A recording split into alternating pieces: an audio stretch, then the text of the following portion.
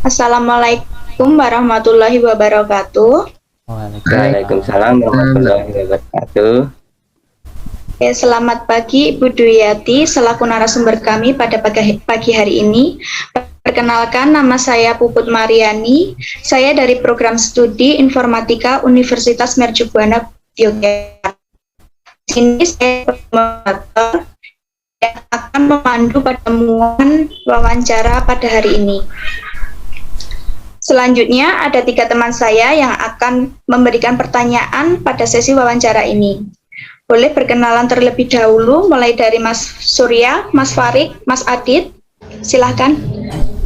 Perkenalkan, nama saya Surya Madya dari Prodi Teknik Informatika Universitas Mercubuana Yogyakarta. Mas Farik. Sebelumnya selamat pagi Bu. Perkenalkan, nama saya Farik Maulana Insan dari Prodi Informatika. Saat ini semester 5. Terima kasih. Silakan Mas Adit.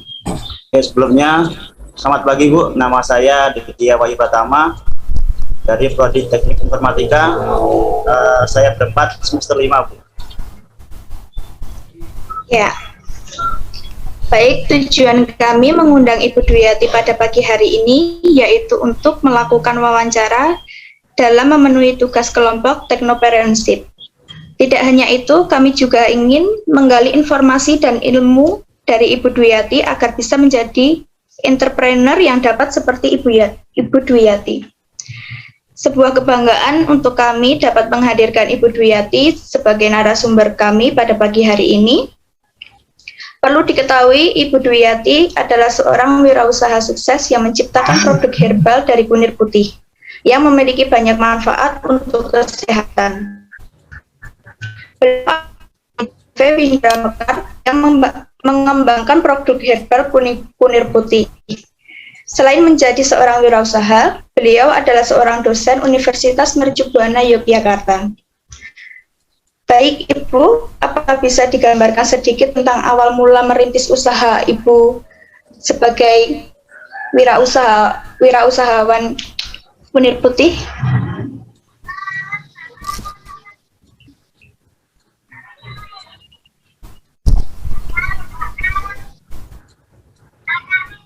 Ibu belum kedengaran. Baik, terima kasih Mbak Puput atas kesempatan yang diberikan. Assalamualaikum warahmatullahi wabarakatuh. Waalaikumsalam warahmatullahi wabarakatuh. Alhamdulillah kita diberi sehat di kondisi pandemi ini dan semoga kita sehat terus, bisa berkarya, bisa bermanfaat bagi orang lain. Gambarannya sebetulnya saya dosen yang tugas utamanya adalah Tridharma Perguruan Tinggi, antara lain adalah penelitian, dan penelitian kunir putih saya sudah cukup lama. Ternyata khasiatnya tinggi sehingga terinspirasi untuk membuat produk hilirisasi hasil penelitian yang berupa kunir putih untuk membantu kesehatan masyarakat. Demikian Mbak, awal mula kami atau saya mendirikan atau mengadakan usaha kunir putih. Ya, terima kasih Ibu atas gambaran sedikit mengenai awal mula usaha Ibu. Untuk mempersingkat waktu, kita akan mulai sesi wawancara yang akan diawali dari Mas Surya. Silakan Mas Surya untuk pertanyaannya. Baik, terima kasih sebelumnya atas waktu yang diberikan. Pertanyaan saya untuk Bu Dwi Yati, apa yang membuat Ibu Dwi Yati memilih wirausaha kunir putih dan bagaimanakah awal mendirikan usahanya menjadi seperti saat ini? Baik, terima kasih. Jadi ya, memilih kunir putih gitu ya.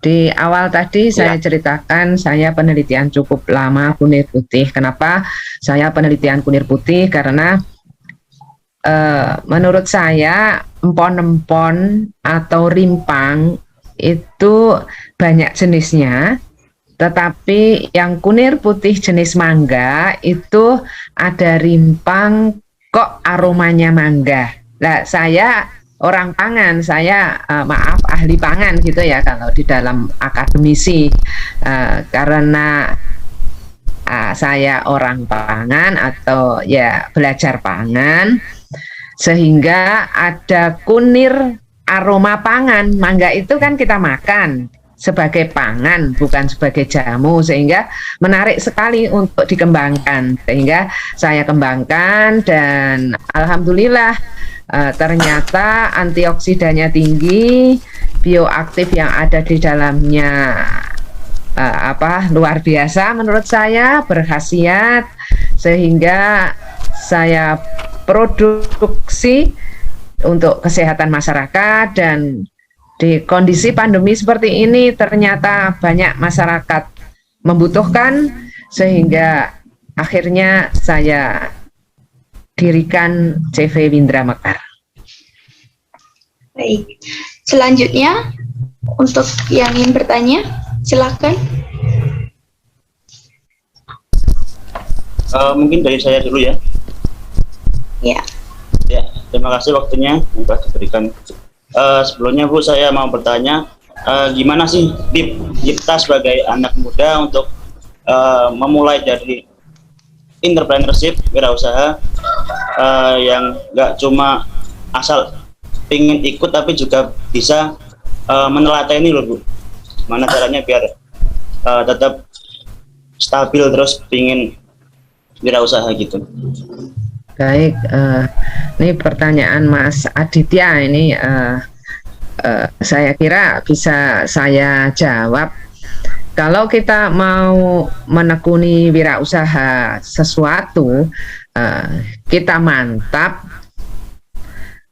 tekun, kejujuran dipegang seperti pada kuliah yang saya berikan, tekun, kejujuran dipegang.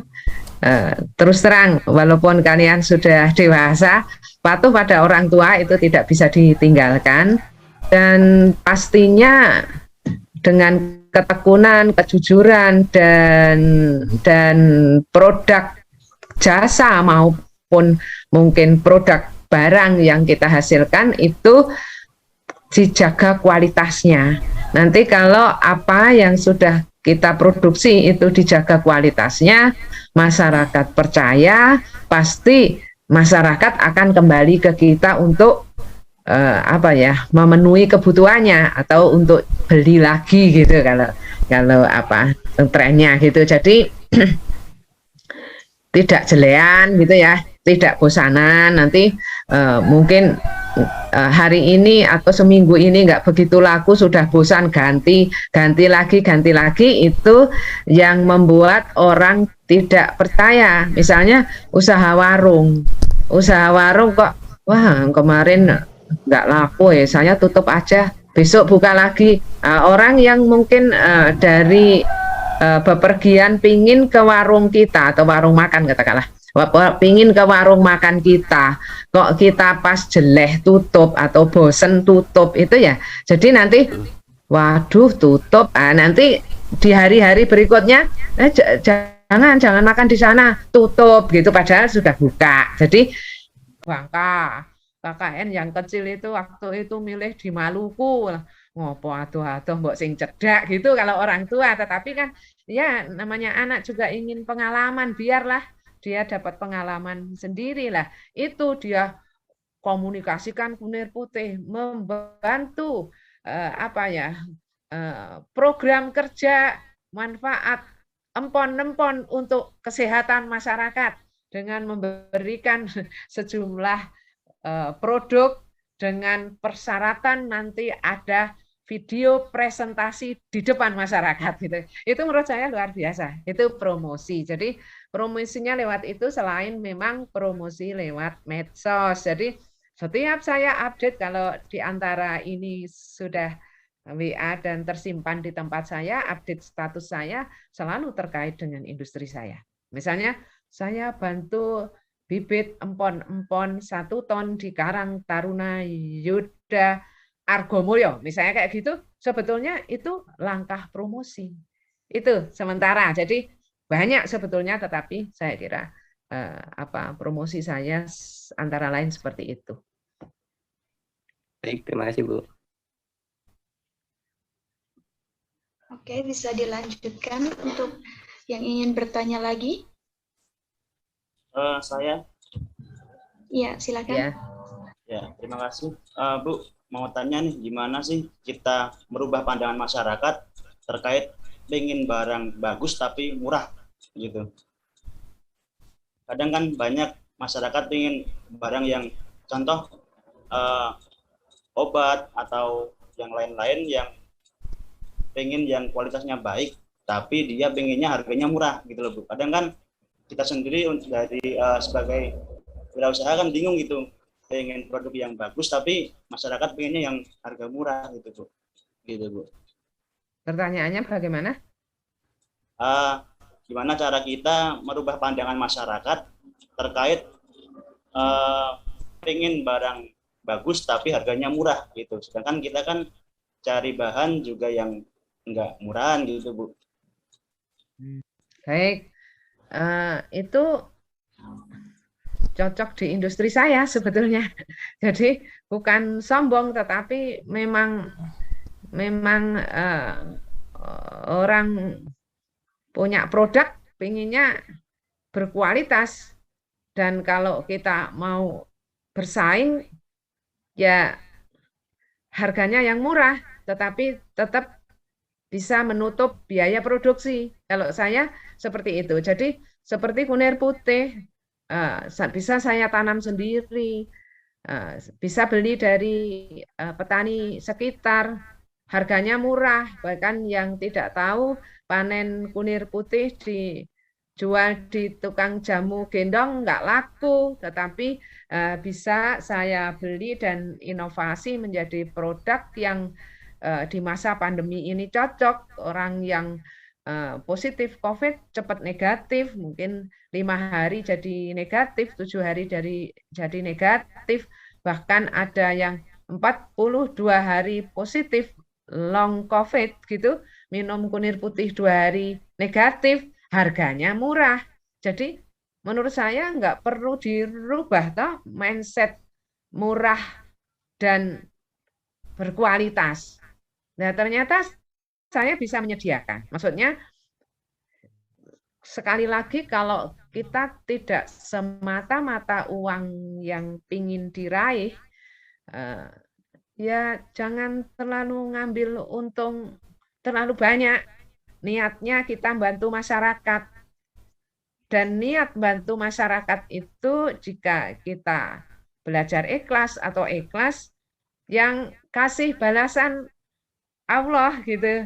Jadi produk saya murah, tapi saya dari orang yang anak petani diberi kesempatan presentasi kunir putih di Eropa, di Paris, dapat dana hibah 25 juta.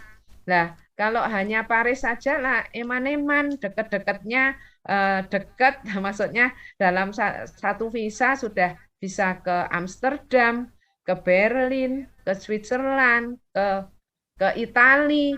Nah, itu kan sebetulnya balasan Allah ke kita, menurut saya ya. Alhamdulillah kita jual murah, produknya bagus, kita dapat balasan dari Allah. Saya tukang angon bebek, mungkin sudah saya ceritakan di kepemimpinan, di mata kuliah kepemimpinan, tapi diberi kesempatan oleh Allah pergi ke Eropa, presentasi kunir putih. Nah, sampai saya tulis, ini juga sarana promosi lah ini.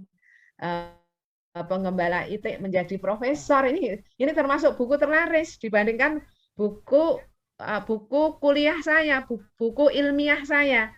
Beberapa buku ilmiah seperti TP sayur, fisiologi pasca panen itu yang beli ya mahasiswa yang kepingin beli aja. Kalau yang ini kan semua orang kepingin tahu, kepingin terinspirasi, sehingga Aku beli untuk cucuku, aku beli untuk anakku. Yang mahasiswa juga kadang aku beli, aku pengen seperti Bu Dwi, kok semangat, kok dari orang yang apa ya istilahnya dari petani kok bisa profesor misalnya kayak gitu. Itu sarana promosi juga. Jadi mindset itu tidak perlu dirubah menurut saya. Justru kalau mindset orang bilang, aku harus beli obat yang mahal biar sembuh. Nah, itu justru mindset itu yang harus sedikit diubah.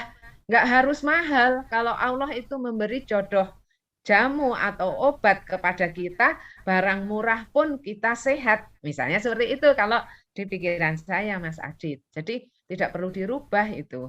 Dan kita malah peluang bagi saya, menurut saya ya, peluang punya murah, masyarakat Indonesia itu menengah ke bawah bisa dikatakan ya jauh presentasinya jauh lebih besar dibanding menengah ke atas, dan ternyata menengah ke atas juga ada yang kepingin produkku karena apa? Karena melihat produsennya adalah akademisi atau profesor sehingga percaya penuh.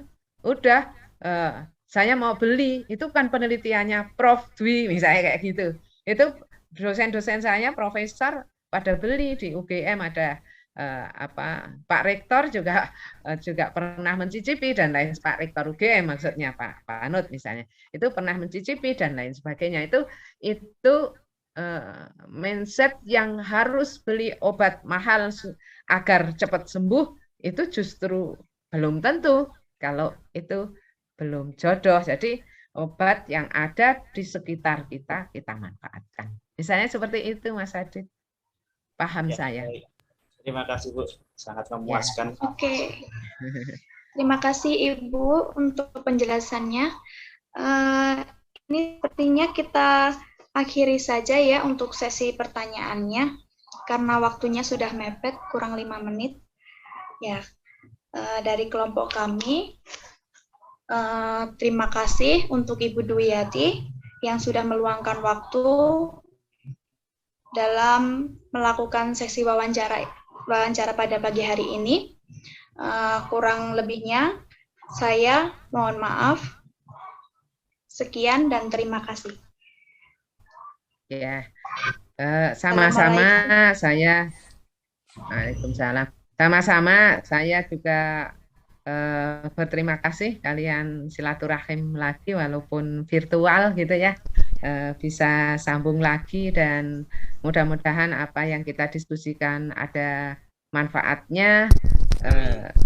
Dari saya mungkin ya teriring doa aja, semoga studi kalian lancar dan sukses. Mohon maaf jika ada yang kurang pas. Dari saya, wassalamualaikum warahmatullahi wabarakatuh. Waalaikumsalam warahmatullahi wabarakatuh. Terima kasih Bu. Terima kasih Ibu. Ya, sama-sama. Kalau tadi ambil screenshot, aku dikirimi ya Mbak Puput. Oke Bu. Kita sesi foto dulu aja Bu. Baik, sesi foto dulu ya.